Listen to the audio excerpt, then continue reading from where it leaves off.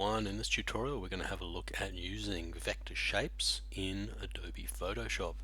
And first thing I just sort of want to say is that typically for vector-based images we would look at vector software like Adobe Illustrator, but if you are stuck with Photoshop, it still does have some vector-based tools. And essentially what vector shapes are tools like the pen tool here and the shape tool here, and these are essentially shapes which are built up with anchor points which allow for manipulation. And the really cool thing about vector shapes is they're nice, they're smooth, and they can also be theoretically scaled up to any size and will not use their resolution, because the way that they work is they have mathematical algorithms that go from one point to the next, so that curvature will be perfect no matter what the scale, which is why it's typically used for things like graphic design, logos, and stuff like that. So we're going to go through the whole process. Along the way, we're going to learn the basics about most of the tools that we're going to use for this, and I'm going to start off by actually starting up a brand new document. So in Photoshop, I'm going to go to File and New up the top here. And even though we are mostly dealing with vector-based stuff, we do want to make sure that if we are going to add things like effects or layer styles or filters, if those aren't vector-based, we want our logo to be large enough that it can be used for most purposes. So it's easier to start on fairly large and then scale it down if need be. So, new document. I'm going to go to print resolution, which is typically about 300 pixels per inch, which is a pretty high resolution, and I'm going to go to A4, which is a nice standard size for most products that we're going to use. So that can be scaled up quite nicely for logos and stuff like that. And then I'm just going to hit create. But before I do that, I'm just going to switch my orientation to landscape. Now, it really depends on how you want to work, but I like using landscape because it does fit a little bit better to our typical screen space. So we end up with a little bit more real estate on our screen. Now, if you're when you first open up Photoshop, if you have additional panels open here, you can go to Window, and I'm just going to set up my workspace. I'm going to Window, Workspace, and I'm going to go Essentials.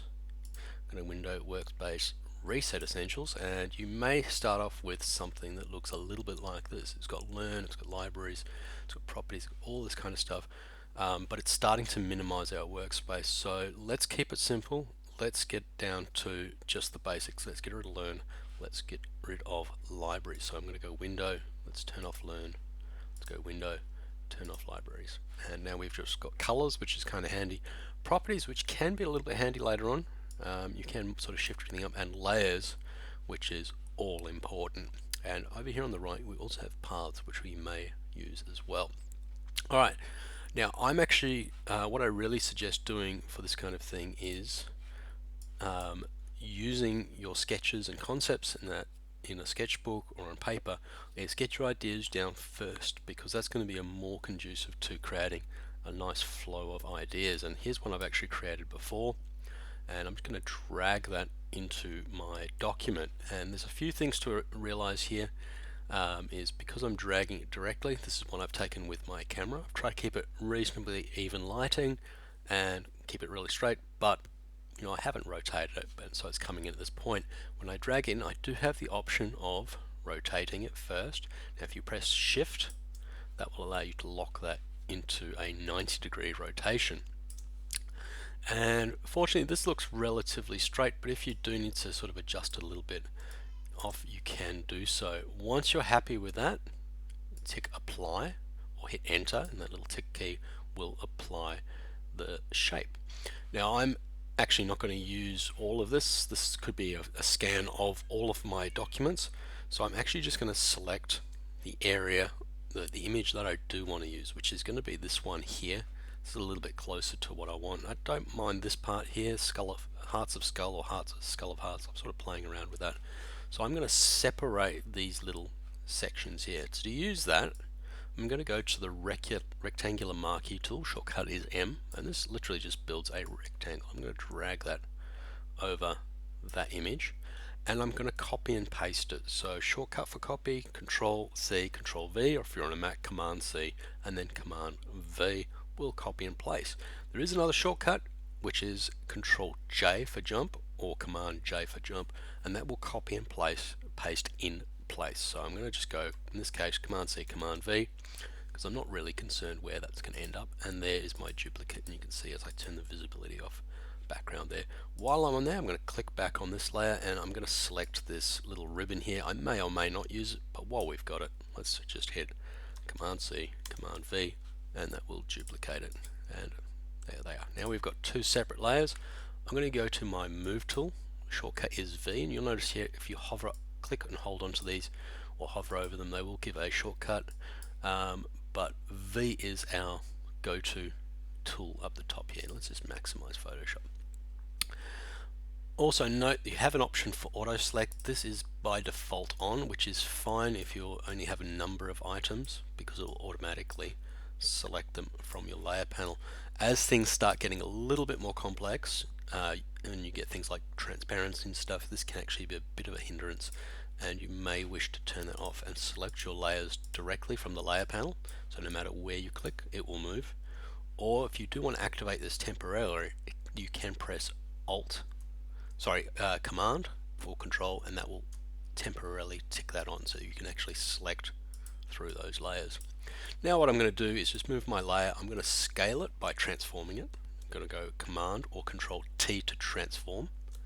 This will bring up the transformation controls here, and then I'm going to drag this out. Now be careful not to stretch this too much. If you do not have this link between W for width and H for height, it will potentially stretch, and you don't want to get a stretched image straight away if it's the ratio you want.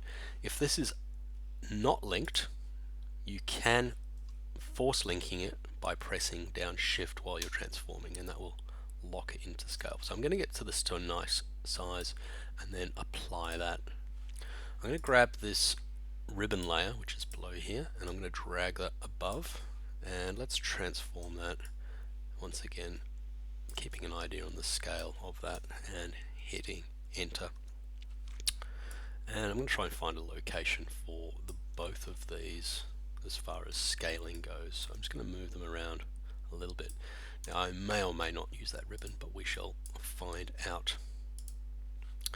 There's a little trick you can do, and this is on the ribbon. I kind of want to see this little part of the scale thing. One option is I could literally go to the scale thing and use something like the lasso tool, L, and select the area that I want to delete, and literally hit backspace to delete that area.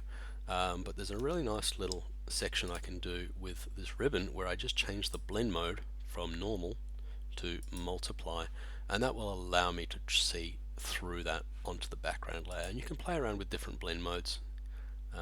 This one here, color dodge, works as well. So blend modes are fantastic, but we won't get into too much about them until maybe later. And then Shift, select both of these layers, Command or Control T, and I'm just going to shift them around and put them in place. And as I'm looking at this ribbon, I'm kind of thinking it's probably not going to be all that useful. Move tool, but you know, maybe placing it around here could be okay. And if I maybe it'll tie around through the heart thing, so you know, maybe something like that could work. But you know, I'll play around with that. I'm going to turn that off for now.